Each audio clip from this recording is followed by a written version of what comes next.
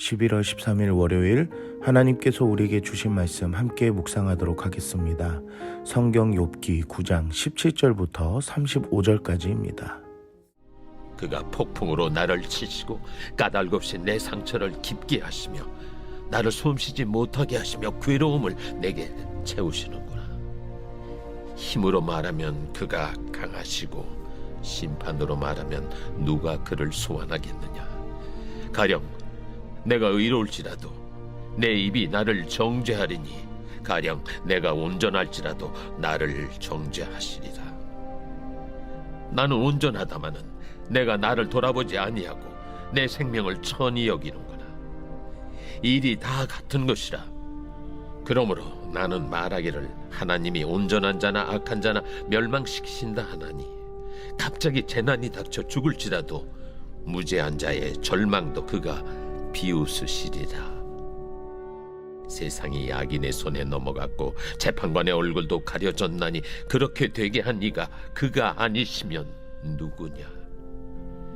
나의 날이 경주자보다 빨리 사라져버리니 복을 볼 수 없구나.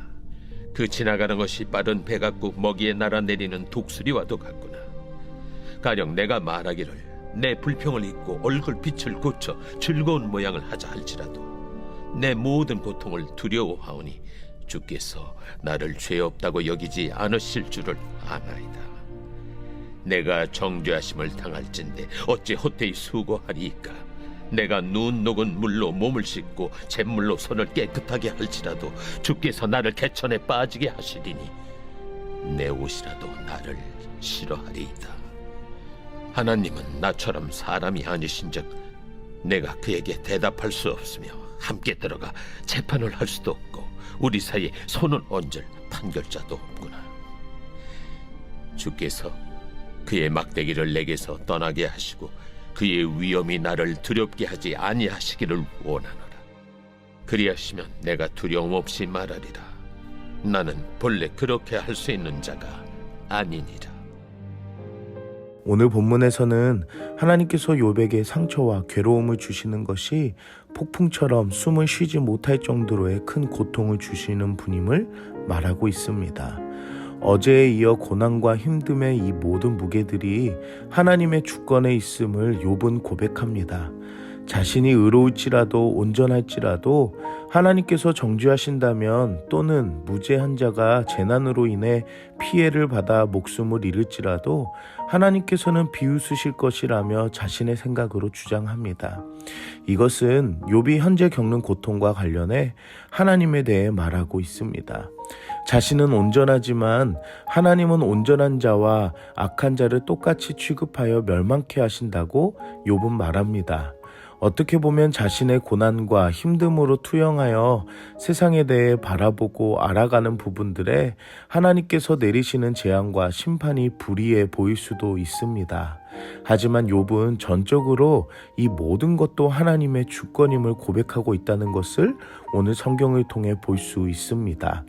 자기 중심으로 이해하며 정답을 찾기보다 하나님께서 중심이 되어 이 모든 상황 가운데에 하나님에 대해 질문하고 있는 것입니다.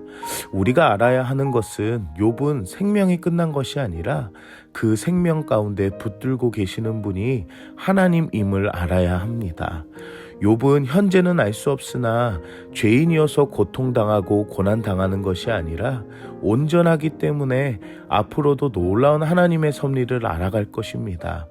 자신의 인생이 마치 경주자처럼 또는 배처럼 빠르게 지나가기 때문에 욥은 하나님 앞에 온전하게 살아왔던 그 모습보다 하나님께서 자신을 정죄하실 것이라는 마음에 힘듦을 토로하며 이야기합니다. 하지만 하나님은 욥의 모든 순간들을 기억하시며 그를 의롭다 여기시는 하나님이십니다. 자신이 생각한 하나님의 모습과 하나님께서 나를 향한 모습이 다름을 모르는 욥은 자신의 방식대로 하나님을 정의하며 자신을 객관적으로 보지 못한다는 것입니다.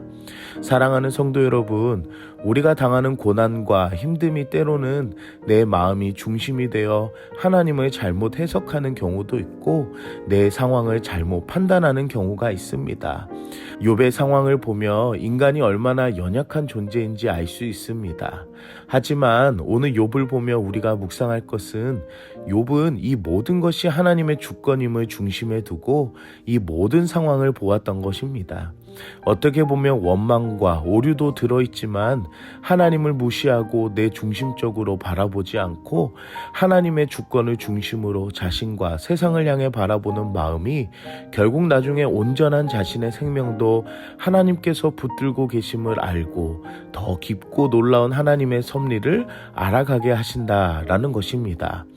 욥은 죄인이 아니라 하나님 앞에 온전한 자였으며 하나님은 고통을 주기 위해 일하시는 것이 아니라 하나님의 은혜와 섭리를 알게 해주시는 믿음의 연단 과정임을 반드시 아시길 바랍니다. 함께 기도하겠습니다. 사랑의 하나님, 오늘도 말씀으로 은혜 주시니 감사합니다. 우리에게 있는 고난을 통해 내 기준과 중심으로 생각하고 살아왔던 연약함을 회개합니다. 하나님, 모든 주권이 하나님에게 있음을 고백하게 하시고 하나님의 놀라운 섭리를 깨달아 알아가는 과정임을 알게 하여 주시옵소서. 사랑의 예수님, 오늘도 예수님의 도우심을 구합니다. 예수님께서 우리의 중보자 되셔서 하나님의 깊은 뜻을 알 수 있는 은혜를 허락하여 주시고 고난 가운데 힘을 허락하여 주시옵소서. 예수님의 이름으로 기도드립니다. 아멘.